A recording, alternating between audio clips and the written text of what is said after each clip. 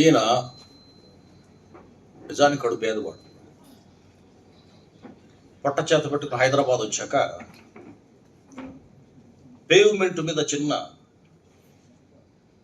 ఒక హట్లు తను తల్లి తను ఉంటూ కష్టాలు పడుతూ రాత్రిపూట అట్లా చూసినప్పుడు అదే హైదరాబాద్ నగరంలో ఆకాశ హర్మిగాలు చూస్తే పెద్ద పెద్ద స్కై స్క్రాపర్స్ చూసినప్పుడు ఏమనిపిస్తుంది సాధారణంగా ఎవరికైనా?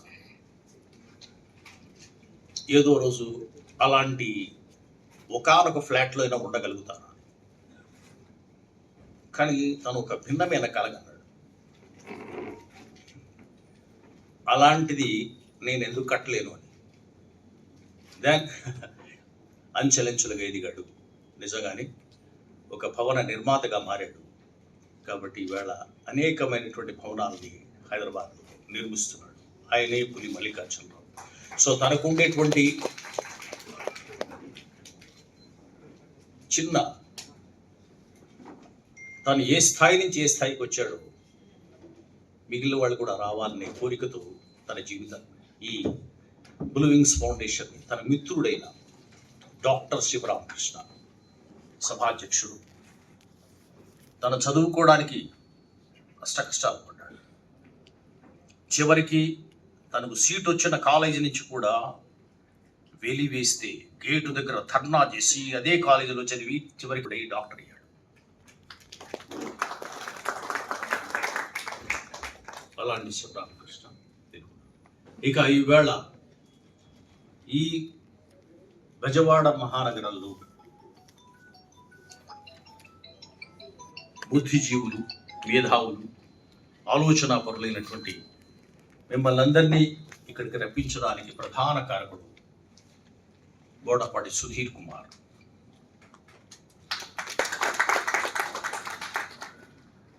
తనకి ఉన్న ఏకైక అస్త్రం ఏంటి? ఎవరి ముందైనా తను అనుకున్నది నిఖార్సుగా చెప్పగలడు, వీళ్ళు నమ్మలేడు. అలాంటి వృత్తిరీత్యా న్యాయవాది. ఇలాంటి సదస్సు చేయాలని తను భావించి బ్లూ వింగ్స్ ఫౌండేషన్ తరఫున అది కూడా తొలి సమావేశం బెజవాడ నగరంలో జరగాలి పట్టుబట్టి. సో అలాగే దాంతోపాటుగా తనకు సీనియర్స్గా ఉన్నటువంటి న్యాయవాద సంఘానికి సంబంధించినటువంటి మిత్రుల్ని కూడా ఆహ్వానించారు. ఇప్పుడే మీరు అబ్దుల్ మషీం గారు, అబ్దుల్ ఖుదా బాషా గారు మాట్లాడారు.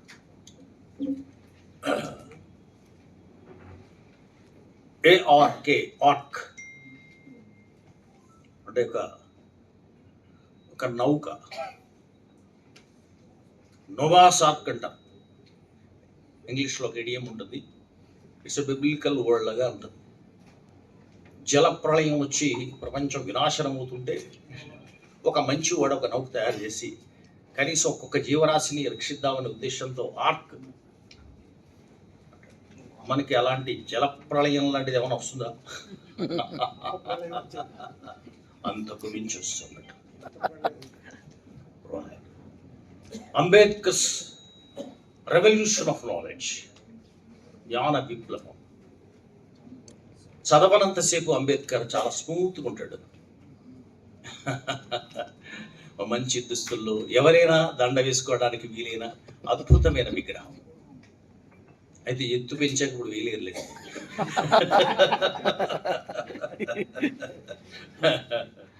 కాబట్టి అంత ఎత్తైన మనిషి, ఎంతో ఎత్తు అంత లోతు.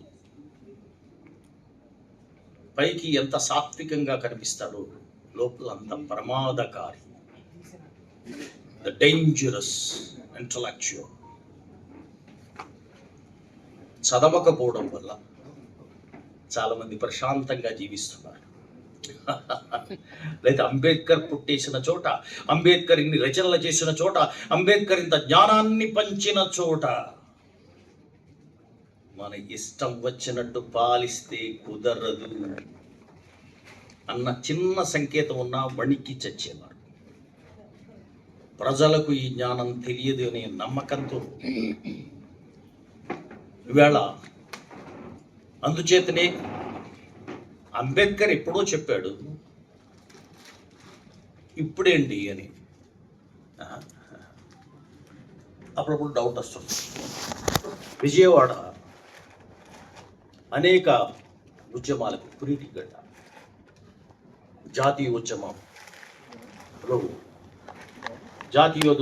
జాతీయోద్యమానికి అస్త్రాలు అందించినటువంటి పత్రికలు ఆంధ్రపత్రిక, ఆంధ్రప్రభ లాంటి పత్రికలు ఇక్కడి నుంచి వెలువడ్డాయి. జస్ట్ ఆ పత్రిక చెప్పనవసరం లేదు. పత్రికల రాజధాని. నేను ఇదే నగరంలో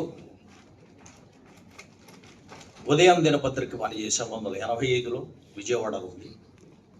అట్లాగే 87, 88 విజయవాడ అంటే మాఫియా వాడగా భావించే రోజుల్లో ఒక ప్రధాన దినపత్రిక చీఫ్ రిపోర్టర్గా పనిచేశా. మా మిత్రులు కూడా కొంతమంది వచ్చున్నారు. ఆ రోజు బెజవాడ అంటేనే వేడి, కానీ ఉండాల్సినంత వేడి లేదేమో మనలో. టూ మచ్ కదా స్టేట్మెంట్. సర్ కట్టమంచి రామలింగారెడ్డి ఆంధ్ర విశ్వవిద్యాలయాన్ని ఉపకులపతిగా చేసిన బెజవాడ వచ్చింది. బెజవాడ కాదు, బ్లేజ్వాడ అన్నాడు. అంటే పగలాడి ఏవి పగపగలు. రాజధాని దగదగలు కూడా కొంచెం దూరంగా ఉన్నాయి. పగపగలి ఇక్కడ ఉండేటప్పుడు కొంచెం వారానికి ఒక కాలం లాగా రాసేవాళ్ళు. ఒక పూట ఏం రాయాలో తట్టడం లేదు. ఇదే బందర్ రోడ్డు మీద 2 వీలర్ మీద వెళ్తుంటే మండిపోతుంది. ఆ లబ్బీపేట దాటాక అక్కడేమో గుడిసెలు అవన్నీ ఉన్నాయి. అప్పుడు రంగా గారి ఇన్ఫ్లుయెన్స్ కొంచెం ఎక్కువ ఉండేది. ఆ గుడిసెల మీద 3 రంగుల జెండాలు ఎగురుతున్నాయి. కొంచెం ముందుకు వచ్చాక మేడలు ఉన్నాయి. మీటింగ్లో ఎర్ర జెండాలు వచ్చిందా తీసుకెళ్తాలి హాస్పిటల్కి. ఇదేంటిది పేదల పార్టీ కదా, 9:30 ఎర్ర జెండాల పార్టీ. గుడిసెల మీద ఎగరాలి కదా. అక్కడ జెండాలు ఇక్కడ జెండాలు అక్కడ ఎలా ఎగురుతున్నాయి అని అనుకున్నాక కింద చదువుకున్నాను. ఆ రోజు మే 1 వస్తుంది కదా. అందులో రాసి ఉంది అక్కడ. వాళ్ళు కరెక్ట్గానే రాశారు, నేనే తప్పు చదువుకుంటాను. వాళ్ళు ఏం రాశారు, మేడే వర్దిల్లాలని రాశారు. నేను అనవసరంగా మేడే వర్దిల్లాలని చదువుకున్నాను.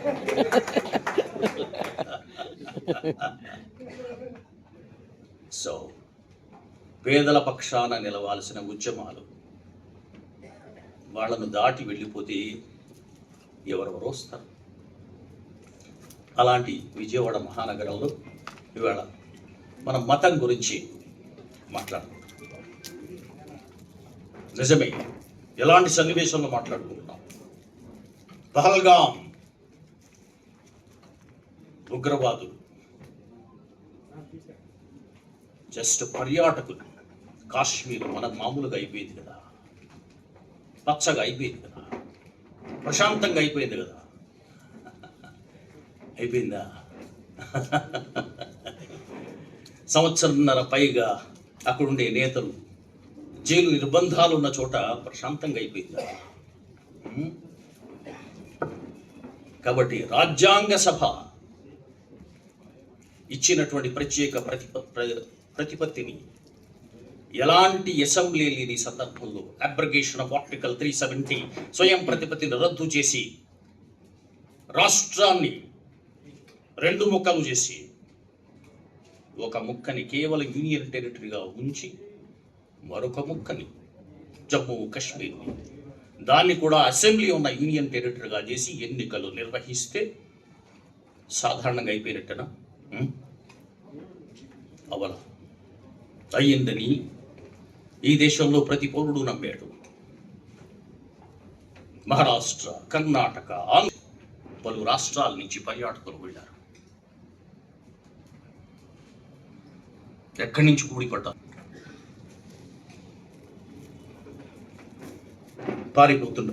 పట్టుకున్నారు, విడివిడిగా నిలబెట్టారు. ఈ దేశంలో వ్యక్తులను నిలబెట్టి నీ పేరేమిటని అడగడల్లా, నీ మతమేమిటని అడుగుతున్నారు. మనుషుల్ని మతంతో వేరు చేశారు. నువ్వు హిందువుగా అవును అనేలోగా కాల్చిపారేశారు.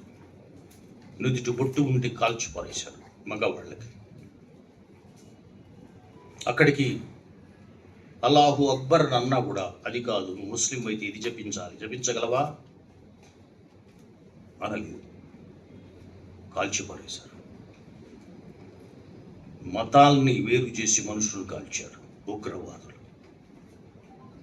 రైట్?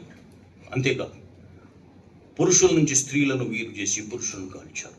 జెండర్ విభజన జరిగింది, మత విభజన జరిగింది. అన్యాయంగా 26 మంది నేల కొరిగారు. వీళ్ళని కాపాడడంలో ఒకే ఒక్కడు తన ప్రాణాలను తెగించి కాదు, ప్రాణాలను ఇచ్చి కాపాడినవాడు కూడా ఏ ఇస్లామిక్ ఉగ్రవాదులని వాళ్ళని చెప్తున్నారో అదే ముస్లిం. ఆయన పేరు సయ్యద్ ఆదిల్ హుస్సేన్ షా. రక్షకుడు ఒకే ఒక్కడు. ఇప్పుడు చెప్పండి, ఒక మతంలో కొద్ది మంది ఉగ్రవాదులైనంత మాత్రాన ఆ మతాన్ని స్వీకరించిన వాళ్ళందరికీ కూడా ఉగ్రవాద ముద్ర వేస్తారా? ఈ దేశంలో ఉండకూడని వాళ్ళు అన్నట్టుగా ప్రకటన చేస్తారా? అదే మతం, మరి అదే మతం ఒకరిని ఉగ్రవాదిని చేస్తే, ఎవరినో ఒకళ్ళని ఉగ్రవాదులను చేస్తే అందరూ ఉగ్రవాదులు ఎవరిని చేస్తున్నారు? ఎప్పుడు ఉగ్రవాదులు అవుతున్నారు? ఏ మతంలో ఉగ్రవాదులు ఉన్నారు? గాంధీ హిందువే, కాల్ చేసిన నాథురామ్ గాడ్సే కూడా హిందువే. ఆయన బుల్లెట్ దిగిన తర్వాత హే రామ్ అన్నాడు. హిందువు కాల్చడం ఏమిటి? ఒక ఆయన సాధారణ హిందువు, మరొకడు హిందూ ఉగ్రవాది అనాలి కదా, అనలేరా? నాథురామ్ గాడ్సేని దేశభక్తుడు అంటారా? అనలేదు కదా. గాంధీని చెప్పిన వాడు ఎలా అంటారు? పోనీ చిన్న ప్రతిపాదన, ప్రతిపక్షాలైనా కనీసం అనగలుగుతారా? నాథురామ్ గాడ్సే దేశద్రోహి అని దాని మీద ఎంతమంది సంతకాలు పెట్టగలరు ఇవాళ పార్లమెంట్లో? పెట్టలేదుగా. మధ్యస్థంగా ఏమిటి నాటకం కదా? మతం వేరు, మత ఛాందసం వేరు, మతోన్మాదం వేరు. మతం దేవుడు, మతం అంటే ఒక నైతికత, సాటి మనిషిని మరింత దగ్గర చేయగలిగేటువంటిది మతం. మరి దూరం చేయడం ఏమిటి? మధ్యలో ఈయనెవరు? ఈయన పట్టుకొచ్చారండి మీరు. అంబేద్కర్ని ఎందుకు పట్టుకొచ్చారు? ఆయనే దేశంలో రాజ్యాంగం రాశారు. అంతకుముందు ప్రియంబల్ ప్రవేశిక చదివారే, దాన్ని రూపకల్పన చేసిన వాడు బాబాసాహెబ్ అంబేద్కర్. ఇవాళ పెద్ద బూతు మాట ఏంటంటే సెక్యులరిజం. సెక్యులరిజం అనగానే సూడో సెక్యులరిజం అంటారు. సో ఏది సెక్యులరిజం? రైట్. మీ ముందు ఒక 2 ప్రశ్నలు ఉంచుతాను. దేశం జనాభాలో 2011 జనాభా లెక్కల ప్రకారంగా ఇప్పుడైతే 140 కోట్లు అంటున్నారు, 121 కోట్లు ఉన్నారు. అందులో 17 కోట్ల మంది అధికారికంగా రికార్డ్ అయినటువంటి షెడ్యూల్ కులాల వాళ్ళు. అనధికారికంగా ఇంకా చాలామంది ఉంటారు. ఇతర మతాల్లోకి వెళ్ళడం వల్ల వాళ్ళని షెడ్యూల్ కులాలుగా రాయరు, అస్పృశ్యులుగా రాయరు. అదంతా తీస్తే కోట్ల మంది పెరుగుతారు. అంబేద్కర్ జీవించి ఉన్న కాలంలో లెక్క కూడా అలాంటిది. ఇప్పుడు లెక్క ప్రకారంగా ప్రతి 6వ వాడు అస్పృశ్యుడు. 1 2 3 4 5 6 అన్టచబుల్.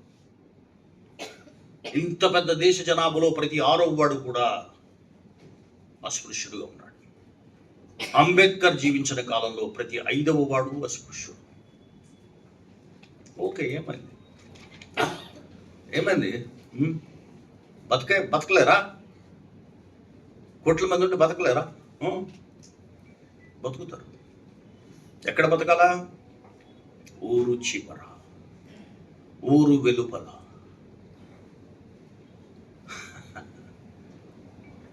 ఊరు వెలుపల జీవించాలి. ఈ అరేంజ్మెంట్ ఏంటి? ఊరేంటి, ఊరు వెలుపలేంటి? ఒక్క ఊళ్ళో అయితే అనుకోవచ్చు, అసేది హిమాచలం, కాశ్మీర్ నుంచి కన్యాకుమారి వరకు ప్రతి గ్రామంలోనూ ఒకటి ఊరు, ఒకటి వాడ. ఎవడరా టౌన్ ప్లానింగ్ చేసినాడు? Who is that engineer?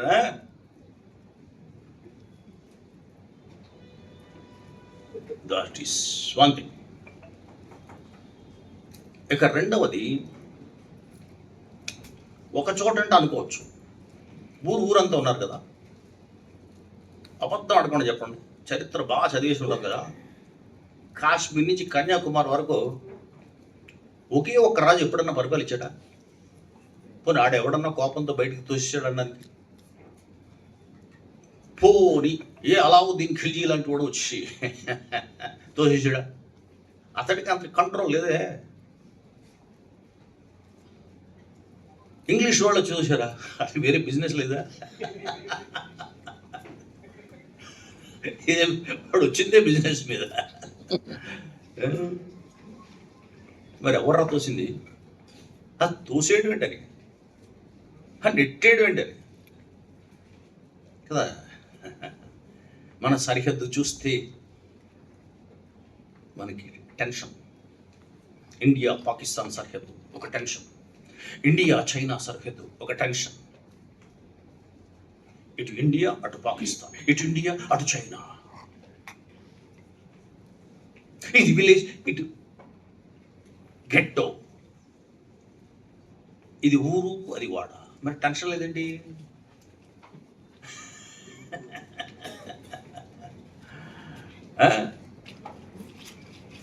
ఇది తెలియకపోతే, ఈ ప్రాబ్లం సాల్వ్ కాకపోతే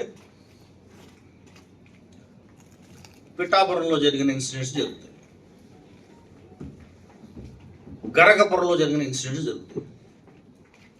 ఇప్పుడు ఒకటి పాత పశ్చిమ గోదావరి జిల్లా, పాత అనాల్సి వస్తుంది, ఒకటి పాత తూర్పు గోదావరి జిల్లా కదా. ఏమో మన ఎలక్ట్రీషియన్ ఇలా ఇంట్లో పిలుస్తున్నాడు,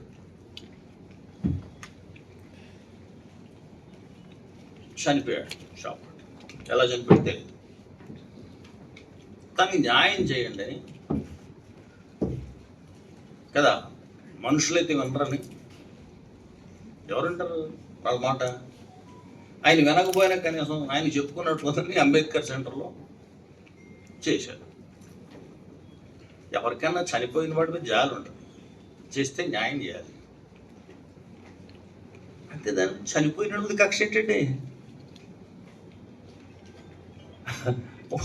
వాళ్ళు ధర్నా చేసినది వెలేయడం ఏంటండి?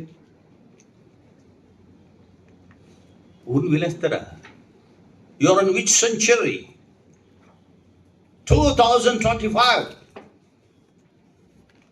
వెళ్ళేంట్రా అని అడిగేవాళ్ళు లేడా? రా ఏంటి? టూ మచ్ కదా. మహారాజశ్రీ సర్కిల్ ఇన్స్పెక్టర్ వారి దివ్య సముఖము నమస్కరించి రాయనది. అలాగే ఏమని రాయాలండి? చెప్పండి చెప్పండి, ఏమని రాయాలి? మమ్మల్ని వెలివేశారు, మాకు అక్కడికి వెళ్తే టీ ఇస్తుంటే టీ పోయడం లేదు. అప్పుడు ఏం పెట్టాలి? టీ పోయకపోతే ఏం పెట్టాలా? గౌరవనీయులను సర్కిల్ ఇన్స్పెక్టర్ గారు ఏం కేసు పెట్టాలా? SC ST అట్రాసిటీస్ యాక్ట్ పెట్టి లోపల బుక్ చేయాలా లేదా? మరి ఏంటి, పనికి రానిపడం లేదు.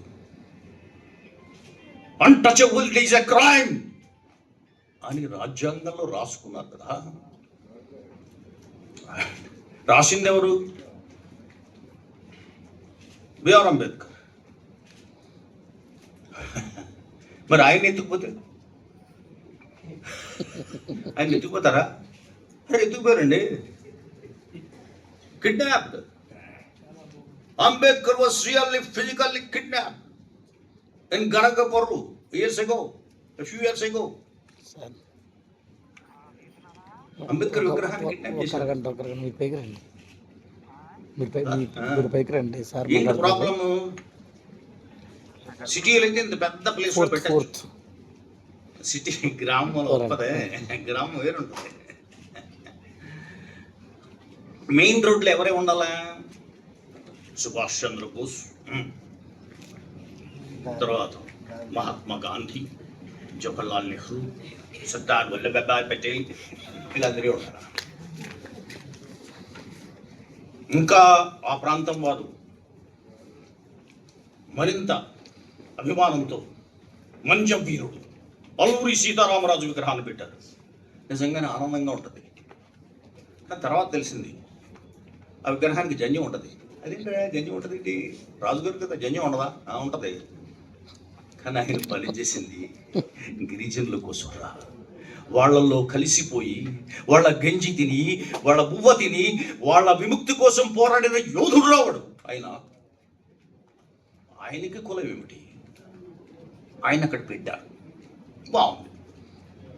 సో ఒక చిన్న మన్యంలో పోరాడిన వ్యక్తికి అంత గౌరవం ఇస్తే, ఈ దేశ రాజ్యాంగాన్ని రాసిన వాడు, ఈ దేశ అభ్యున్నతికి తోడ్పడిన వాడు, ప్రపంచ మేధావి అంబేద్కర్ స్టాచ్యూ అక్కడ పెట్టొచ్చా అని అడగడం ఏంట్రా? రాజ్యాంగం రాసిన వాడి విగ్రహాన్ని పెట్టొచ్చని పర్మిషన్ ఉండ, ఫిజికల్ పర్మిషన్ పెట్టారు.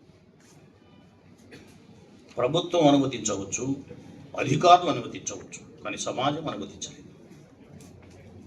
సో ఏంటి, మన రాజుగారి విగ్రహం పక్కన అంబేద్కర్ గారి విగ్రహం, మహర్ విగ్రహం పెడతారా? ఎలా పెడతారు? చూస్తాంగా తెల్లారెడ్డి పెడదామని చూసుకుల్లోగా అంబేద్కర్ కనపట్టలేదు. Ambedkar was found missing. కానీ కిడ్నాప్ చేశారు, కానీ మర్యాదకు చూసుకున్నారు. పాత పంచాయతీ కార్యాలయంలో జాగ్రత్త పెట్టారు. అక్కడితో అయిపోలా. ఇది తప్పయ్యా అని అడిగారు. తప్పు అనిపిస్తుందా? నిజమే. మిమ్మల్ని కూలి పనికి పిలుచుకోవడం తప్పు, మిమ్మల్ని మా వ్యవసాయ పనులకు రానివ్వడం తప్పు అని వీలేసారు. ఇది ఇప్పుడే.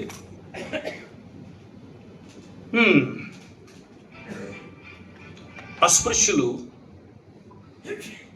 ఈ అస్పృశ్యత ఎక్కడుండే పోతుంది? అస్పృశ్యత నేరం అని చట్టంలో వేసుకున్నాం. ఏదన్నా ఎవిడెన్సెస్తో పాటు మనం జాగ్రత్తగా తీసుకుని వెళ్తే ఇక్కడ మన సీనియర్ అడ్వకేట్స్ కొన్నాళ్ళు వాదించి పెట్టగలరు. కానీ ఎన్ని కేసులు వారి దగ్గరికి వెళ్తాయి? వెళ్ళవు కదా. మరి ప్రొటెక్షన్ ఎక్కడి నుంచి రావాలి? రెండు, చట్టం, సమాజ ధర్మం. చట్టం ఒకటే సహకరిస్తుంది, సమాజ ధర్మం సహకరించట్లేదు. అందుకే దీనికి ఒక రక్షణ కావాలి అని అనుకున్నాడు అంబేద్కర్. మతం రక్షణ ఇస్తుందని అంబేద్కర్ భావించారా? మతం రక్షణ ఇస్తుందా? ఎలా అని బౌద్ధం తీసుకున్నారు ఆయన.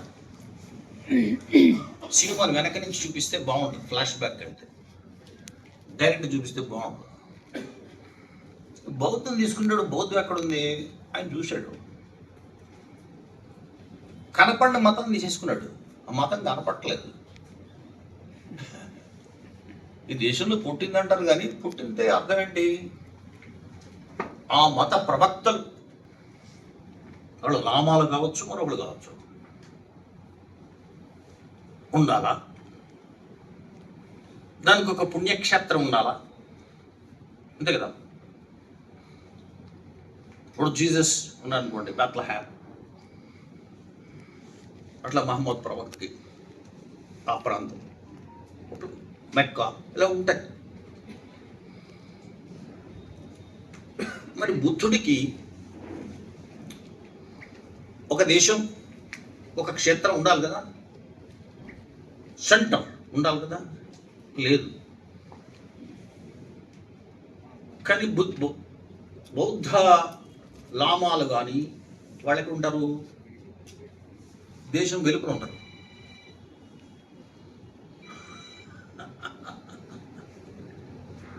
సార్ అండ్ ఆశ్చర్యం వేసింది, జపాన్ ఉంటారు, 4 కొలంబోలో ఉంటారు,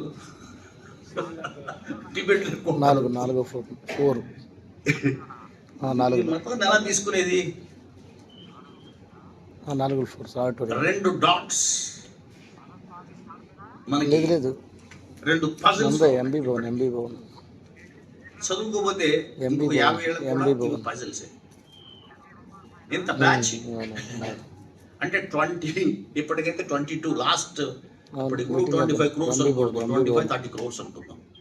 ఈ 30 crores పాపులేషన్ ఒక కోటి జనాభా దేశంగా మాట్లాడుతున్నారు. 10 నిమిషాలు కదా. మీరు పైకి రండి. మన దేశంలో బాబా తలుచుకోవాలి కానీ ఒక దీవిలోకి వెళ్ళి దాన్ని కూడా దేశం అంటాడు. ఆనంద. సో మరి అక్కడికి ఎన్ని దేశాలు జనాభా బాబుది? 25 కోట్లు. ఊరు వైపు నెట్టేసి 75 సంవత్సరాలు దాటించేసి స్వరాజ్యం వచ్చేసింది అంటే వాళ్ళు ఎలా అండి? పోనీ ఇప్పుడైనా బాగా చూస్తున్నారా అంటే ఇలా చూస్తున్నారు కదా. సనాతన ధర్మంలో ఎలాంటి వివక్ష లేదు. అన్అపాలజెటిక్ సనాతన్ అనేటువంటి నాయకులు కూడా ఏం చేయలేకపోతున్నారు పాపం. ఆయన మంచి ఆయన, సినిమాలో వస్తే ఉతుకు పారేస్తాడు, జీవితం అయిపోయింది కదా. కళ్ళ ముందు జరుగుతుంటే కష్టం కదా అది. So 2 dots. ఈ దేశంలో పుట్టిన బౌద్ధం, ఆ బౌద్ధ భిక్షకులు దేశం వెలుపలికి ఎందుకు వెళ్ళిపోయారు? అలాగే ఆసేతు హిమాచలం ఊరు వెలుపలికి ఎందుకు వెళ్ళిపోయారు?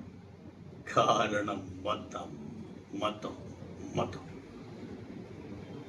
ఈ గుట్టు విప్పనిది మనందరం ఒక్కోసారి గౌరవిస్తున్నాము, ఆపేస్తున్నాము తెలియదు. భారత రాజ్యాంగ నిర్మాత, భారత రాజ్యాంగ నిర్మాత, భారత రాజ్యాంగ నిర్మాత, అక్కడతో ఆపేస్తున్నాం. ఆయన అంతకు మించిన ప్రపంచ మేధావి కాబట్టి తన గుట్టును, నేను అస్పృశ్యుడు, నేనెవర్ని అని పరిశోధన గావించాడు. కొలంబియా యూనివర్సిటీలో ఉన్నప్పుడే మొదలుపెట్టాడు. ఏంటారు నేను ఊరు పలిపినప్పుడు my father was subedar, my grandfather was an army man, still I am considered an untouchable. స్కూల్లో బయట ఉండరా ఈ ఫెసిలిటీ అంటే, ఈ ఓపెన్ ఎయిర్ థియేటర్ ఫెసిలిటీ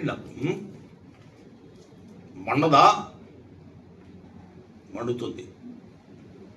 కానీ వ్యవస్థను మార్చాలంటే డైలాగులు సరిపోవు, జ్ఞానం ఉండాలి. చారిత్రకమైన చరిత్రను మార్చాలంటే చారిత్రక పరిష్కారం ఉండాలి. ఏముంది 5 ఏళ్ళకి ఎన్నికలు కదా? ప్రజలేంటి, ప్రజలు అట్లేంటి మొదలెట్టారు. అట్టేంటి ఇలా వేస్తారు, తిరిగేస్తారు కదా. 2014లో కట్టేశారు, బాగాలేదని తిరిగేశారు, మాడిపోయింది. మళ్ళీ 2019లో కట్టేశారు, అది ఇంకా దారుణంగా మాడిపోయింది. మళ్ళీ పాత మాడినట్టు తీశారు, మళ్ళీ తిరిగేశారు. అట్టు తిరిగేయడమే కదా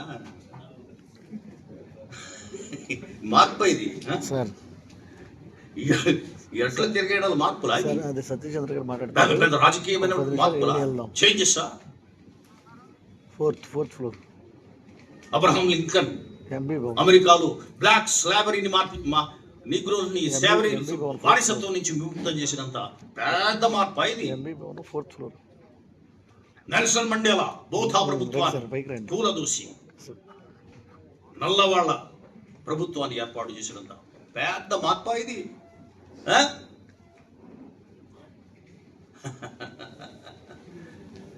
ఓట్లు వెళ్ళొచ్చనొస్తే రాజకీయమా? ఓటుకి 4,000 వెళ్ళి క్యూ పెట్టేసి వేలు మీద చొక్కా వేసుకొస్తే రాజకీయం అది? మారాలా, సమాజం మారాలా. We require statesmen, not politicians, simple politicians like Dr. B.R. Ambedkar లాంటి statesmen కావాలా. రైట్, ఇది మతం. నేను ఆలోచించాను, వేసుకోవాలి చదువుకున్న ప్రతి వాడు. I'm an IAS officer having a service of 25 years, still I am considered an untouchable. నేను అస్పృశ్యుడిగా నన్ను చూడబడుతున్నాను. ఎందుకు అని వేయాలి. రైట్, వేసుకుని ఉంటే ఏ ఐఏఎస్ ఆఫీసర్, ఐపీఎస్ ఆఫీసర్ అయినా, దళిత ఐపీఎస్ ఆఫీసర్ ఇలాంటి సభలో మీకు చెప్పి ఉంటాడు. ఆయనే వేసుకోలేదు, మరి వేసుకోకుండా ఏం చేస్తారు? ఏం చేస్తామంటే పార్టీ పెడదాం. ఓహో పెట్టండి, దరిద్రం అంతే కదా. పార్టీ పెట్టి ఏం చేస్తావు? కులం గురి నాయన, నేను ఇంకా అస్పృశ్యుడు అంటున్నాడు. నీ షెడ్యూల్ క్యాస్ట్ ఉంది, నువ్వు చేసిన సర్వీసులు ఎన్ని గొప్ప పోస్టులు చేసావు చూడు, అన్ని పనికిమాలిన పోస్టులు చేసావు. ఎందుకు ఇచ్చావు నీకు? Because you are a schedule caste officer. అప్పుడైనా అనుకోవాలి కదా నువ్వు. రైట్, ఇప్పుడు 2 డాట్స్ కలుపుదాం. ఊరు వెలుపల అస్పృశ్యులు, దేశం వెలుపల బౌద్ధులు, బౌద్ధ భిక్షువులు, బౌద్ధులామాలు. రైట్. సో అంబేద్కర్కి ముందుగా, అంబేద్కర్ మొట్టమొదటిగా మీరు దేశభక్తుడు అవునో కాదు, ఈ దేశానికి రాజ్యాంగం రాసిన వాడిని కూడా దేశభక్తుడు అవునో కాదు అని అడగాల్సిన దుస్థితి వచ్చిందంటే అంత దుర్మార్గమైన స్థితి కూడా ఉందన్నమాట. తను పుట్టిన మన ఊరు వెలుపల ఉన్నా కూడా మీరు హిందువులే. ఒక వ్యక్తి మతాన్ని ఫలానా మతస్థుడని చెప్పాలంటే, నేను ఫలానా మతస్థుడని చెప్పాలంటే, ఆ మతానికి సంబంధించిన ప్రార్థనా మందిరానికి అతను వెళ్ళాలి. అస్పృశ్యులు హిందువులు అవును కదా, కాకపోవడండి, తాడ తీస్తారు, కాకంత కాదండి. అలాంటప్పుడు గుడికి వెళ్ళాలి కదా. ఆయన వెళ్దామని ఉంటుంది, రానిచ్చేవాడు, గుడికి రానివాడు. పోనీ ఇంకా మతస్థుడని చెప్పుకోవడానికి ఆ మతానికి సంబంధించినటువంటి పవిత్ర గ్రంథాన్ని కానీ చదవాలి, చదివే భాగ్యం కలగాలి. ముస్లిం ఖురాన్ చదువుకునే భాగ్యం ఉంటుంది, క్రిస్టియన్కి బైబిల్ చదువుకునే భాగ్యం ఉంటుంది. మరి ఇతనికి చదువు మనం ఎదిగా సార్, చదువు ఎలా వస్తుంది? లేకుండా చేశారు. పోనీ వినే భాగ్యం, సీసం పోస్తారు, అనే భాగ్యం, నాలుగుకొస్తారు.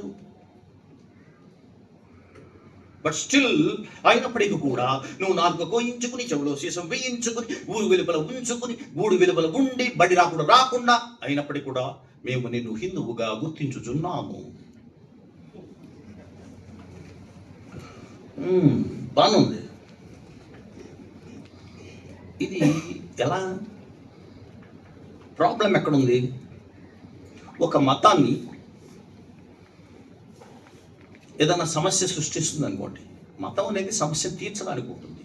మతం అంటే ఒక దైవ భావన, ఒక దైవ చింతన, మంచి చేయాలనేటువంటి భావన, నలుగురిని కలపాలనేటువంటి భావన చెయ్యాలి. అలా కాకుండా దాన్ని వేరు చేస్తుంది అనుకోండి, ఎక్కడో తేడా జరుగుతున్నట్టు లెక్క. దాన్ని ఎవరు ఆలోచించాలి? మత పెద్దలు ఆలోచించాలి కదా. ఏ మతంలో ఉన్నది, ఇప్పుడు క్రిస్టియానిటీలో కూడా కేథలిక్స్ నుంచి ప్రొటెస్టెంట్స్ వచ్చారు. సో మార్టిన్ లూథర్ ఆలోచించాడు, మతాన్ని మార్పు చేసుకోవాలి. స్త్రీలకు చదువు చెప్పనివ్వడం లేదు, స్త్రీలకు వేదం నేర్పించట్లేదు, కాబట్టి మనం మార్చుకోవాలి.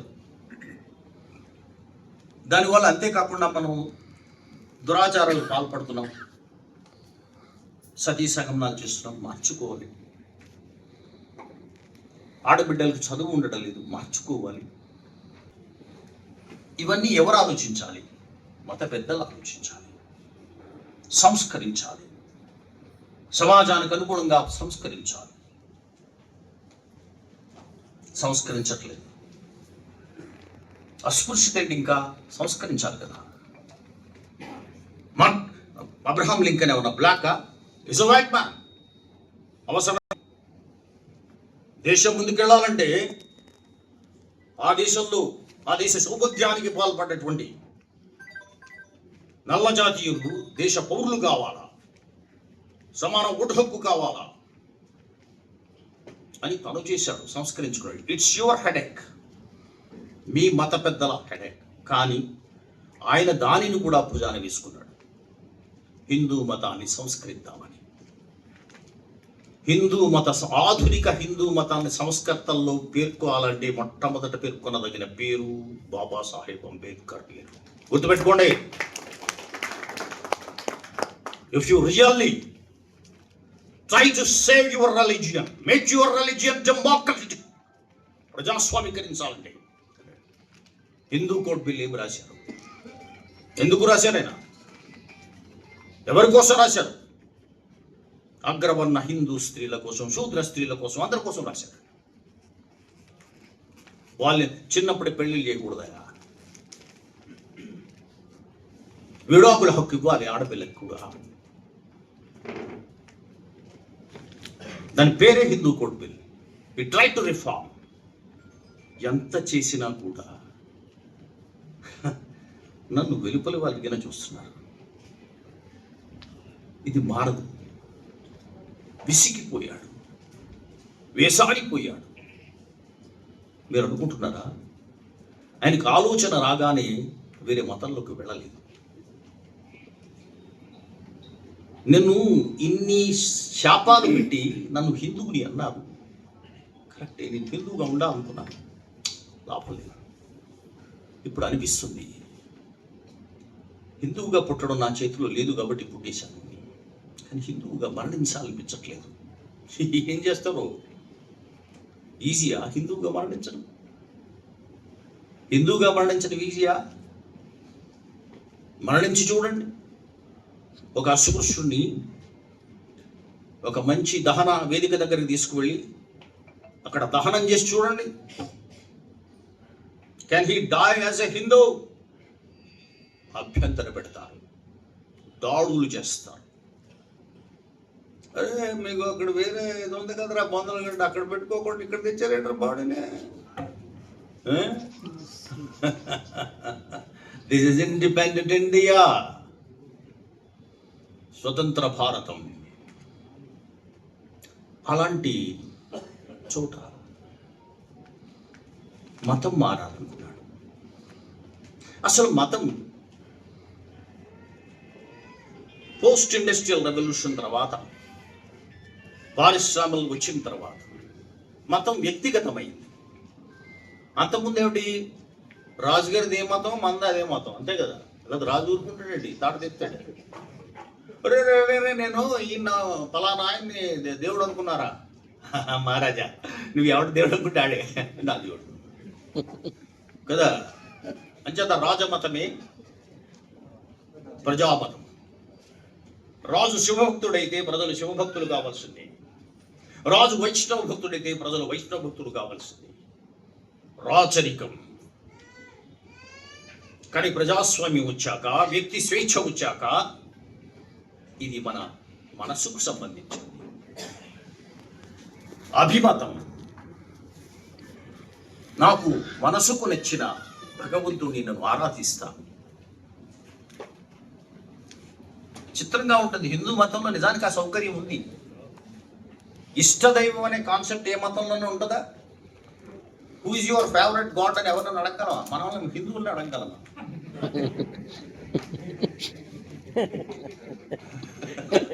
మిగిలిన వాళ్ళతో కొడతారు. మరి ఒక్క ఆయన్ని కొలవాలి. మనుషులు ఇష్టదైవాలు ఏంటరా బాబు? లేదు, నీ ఫేవరెట్ గాడ్ అంటే చెప్పమంటారా? చెప్ప. నేను బ్యాచులర్గా ఉన్నప్పుడు ఆంజనేయ స్వామి భక్తుండండి.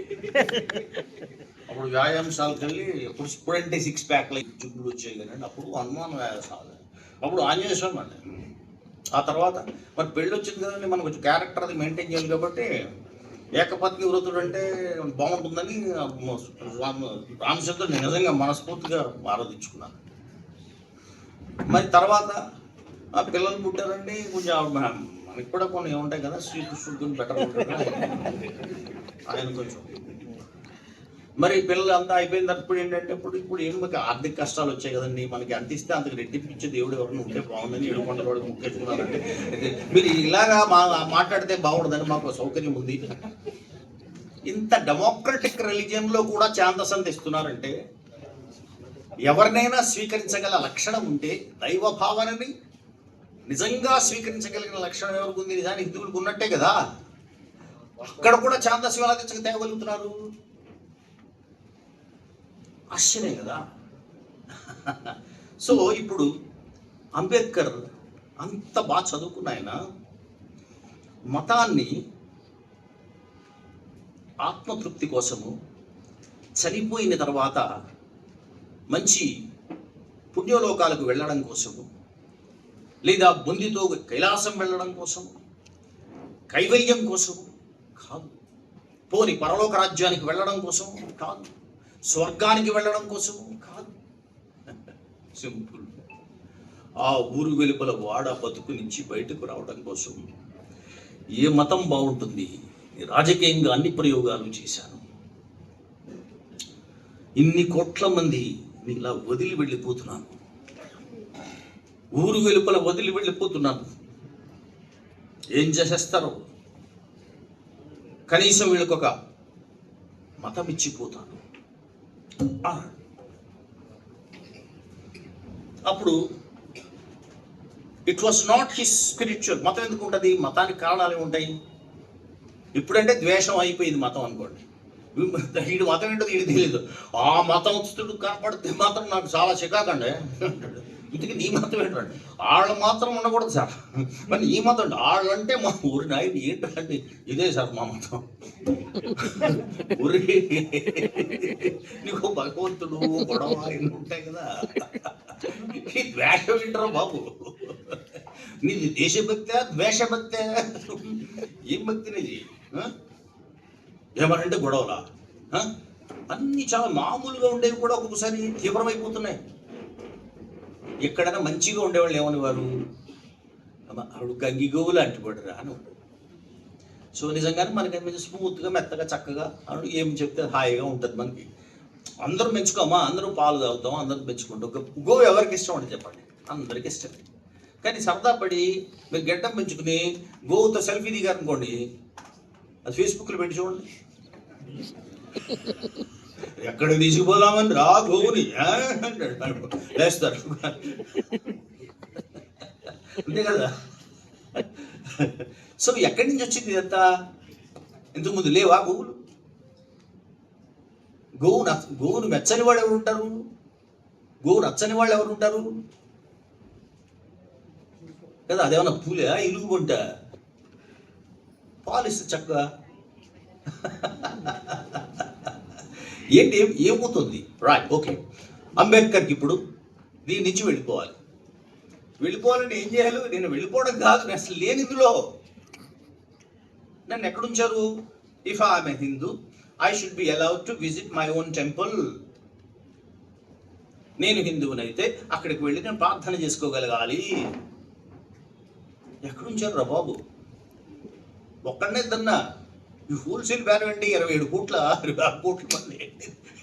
Are you playing game? కబడ్డీలు ఆడేస్తారా, చెరుగుళ్ళు ఆడేస్తారా, పరాచకాలు ఆడేస్తారా, జోకులు వేసేస్తారా? 25 కోట్ల మంది ఆలోచించడం మొదలైతే ఏమవుతుంది అన్నది రిస్క్ లేదా మీకు? అసలు భయం లేదా అసలు మీకు? అందుకే జ్ఞానాన్ని మాత్రం అందివ్వరు. బటన్ నొక్కితే పింఛన్ పడదు, కానీ బటన్ నొక్కితే జ్ఞానం రాదు. రావాలా? సో ఏ రిలీజియన్ తీసుకోవాలి కదా? అప్పుడప్పుడు సార్ మరి ఇప్పుడు 2024లో ఏ పార్టీకి వెళ్తే బాగుంటుంది అంటారు? 3 కలిసి ఒకటి ఉన్నాయి, ఒకటి ఇటు ఉంది, కొంచెం డౌన్లో ఉంది. ఎటు బెటర్ అంటారు? అది మానవ వాళ్ళు అడిగినట్టుగా అడగలే అంబేద్కర్. తన సమూహం యొక్క గురించి ఆలోచించారు. అప్పుడు ఎన్ని రిలీజియన్స్ ఉన్నాయి? రైట్, ఇక్కడే మీరు శ్రద్ధగా ఉన్నారు. 3 కనిపించాయి ఆయన ముందు. 1 ఇస్లాం, 2 క్రిస్టియానిటీ, 3 సిక్కు మతం. బౌద్ధం ముందు అయింది, రాలా. 3 కనిపించాయి. ఇస్లాం వెళితే ఎలాగా? అస్పృశ్యులంతా వెళ్ళిపోయారు అనుకోండి. ఏది స్వరాజ్య అనంతరం పాకిస్తాన్ ఏర్పడ్డాక ముస్లింల సంఖ్య పెరిగిపోదు? పెరిగితే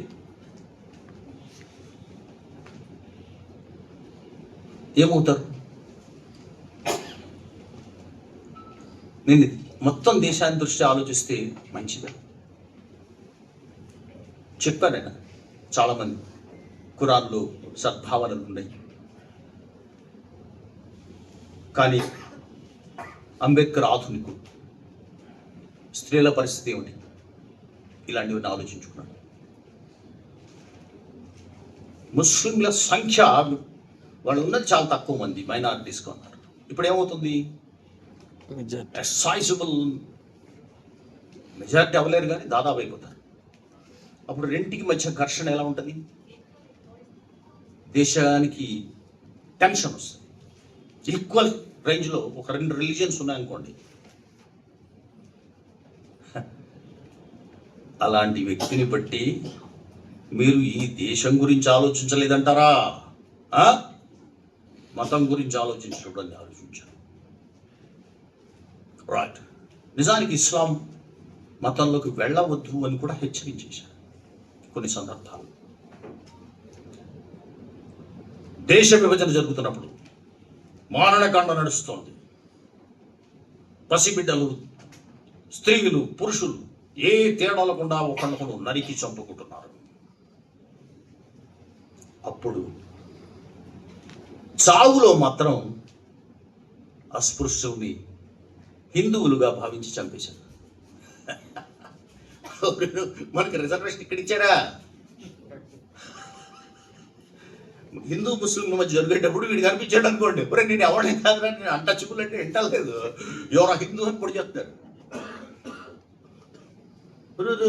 బతుకు దగ్గర నేను హిందువుని కాదు, గుడి దగ్గర నేను హిందువుని కాదు, చావు దగ్గర పొడిచే దగ్గర మాత్రం జనరల్ కేటగిరీలో గుమ్మేస్తున్నారు.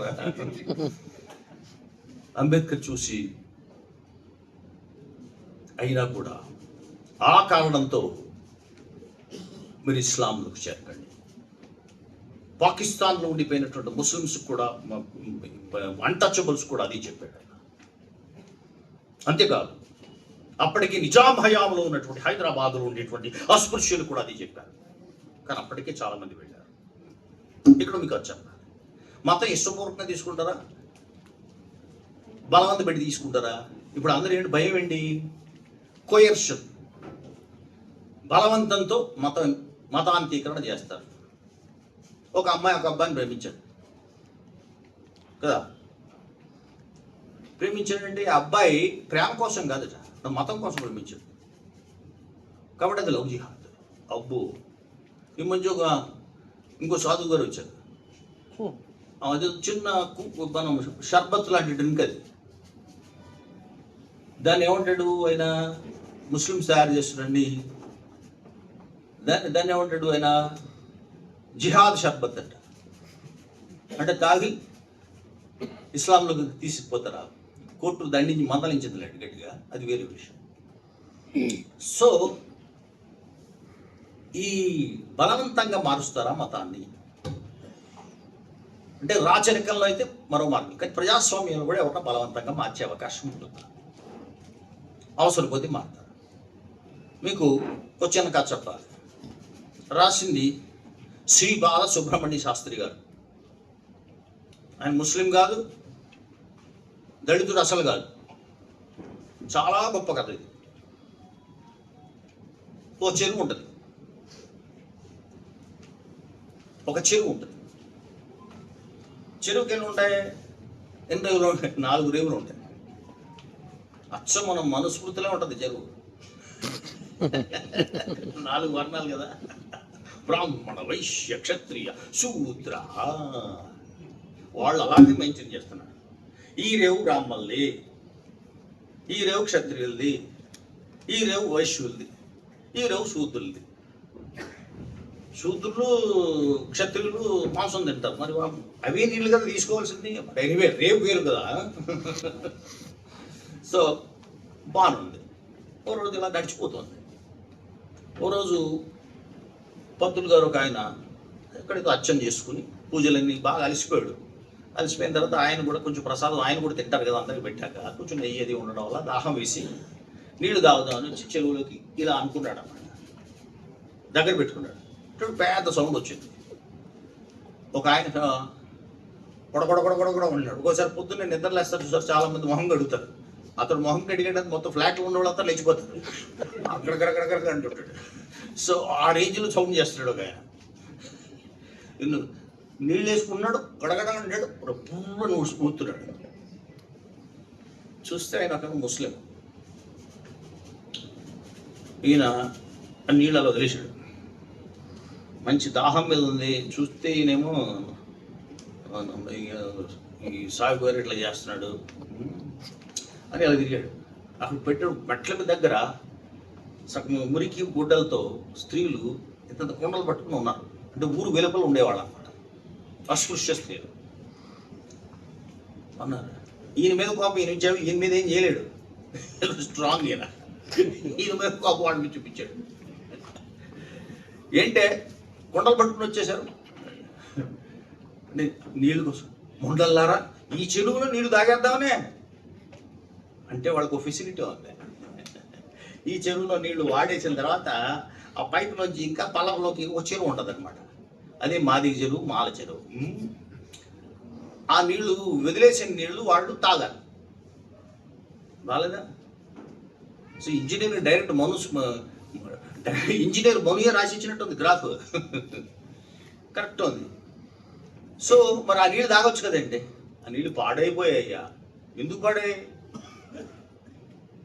అందులో మనిషి చచ్చిపోయాడా, అని తీసేయండి. చచ్చిపోయి చాలా రోజులైందయ్యా, ఉబ్బిపోయాడయ్యా, వాసన వస్తున్నాడయ్యా, తీసేయండి, తీసి తాగండి. అయ్యా చచ్చిపోయినాడు కుష్ఠోగయ్యా, ఆయన తీసి తాగండి. అప్పుడు ఇలా పంతులుజీ నువ్వు తాగు అన్నాడు. ఎవరు? గడగడ.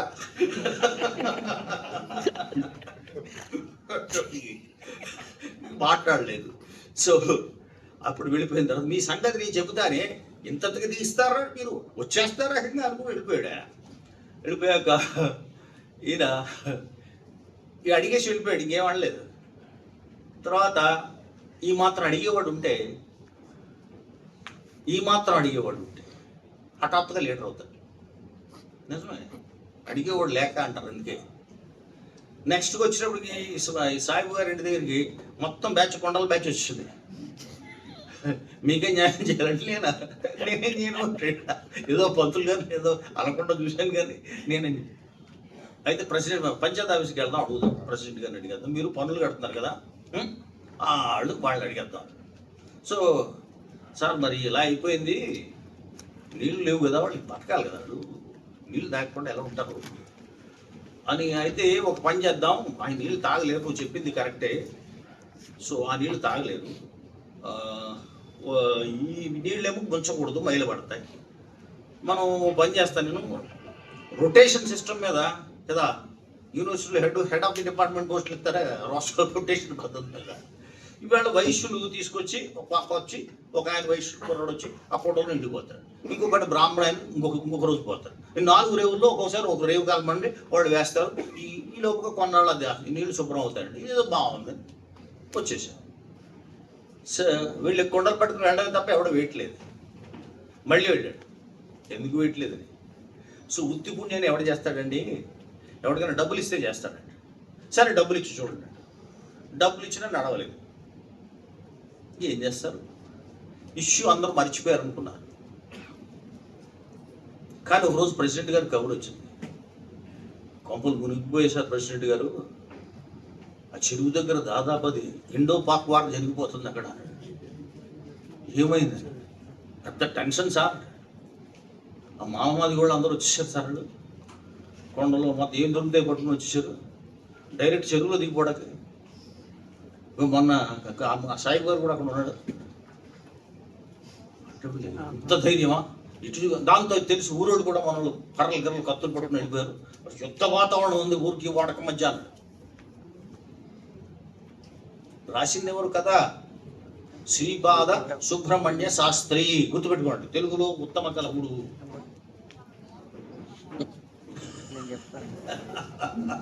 ఆయన వచ్చి అప్పుడు ఈ పెద్ద టెన్షన్ ప్రెసిడెంట్ గారు వచ్చారు, కొంచెం ఆగారు, వెనక్కి తగ్గేటప్పటికి నువ్వు వెళ్ళు అన్నాడు సాహిబ్ గారు. ఒక అతను, ఒక దళిత్ కుర్రాడు, వాడు గళ్ళని కట్టుకుని ఇలా ఉన్నాడు, కొండ పట్టుకుని వెళ్ళిపోతున్నాడు. ప్రెసిడెంట్ గారు కోపం, రే ఇసిగా ఆగరా అన్నాడు. వాడు ఎలా చూసాడు సాహిబ్ గారు అన్నాడు, విసిగాడు కాదు సార్, ఇస్మాయిల్ మతం మార్చుకున్నాడు, ఆపండి, అంతే కథ. అంటే ఎందుకు వేరే మతంలోకి వెళ్ళాల్సి వచ్చింది, ఇష్టం కొద్దీ, కష్టం కొద్దీనా? మీరు బలవంతాన నేర్పించడం, ఫోర్సిబుల్ కన్వర్షన్ అంటున్నారు లాలో. కష్టం వచ్చినప్పుడు మతం మారే వాళ్ళ గురించి ఎక్కడ రాశారు మీరు, రాశారు?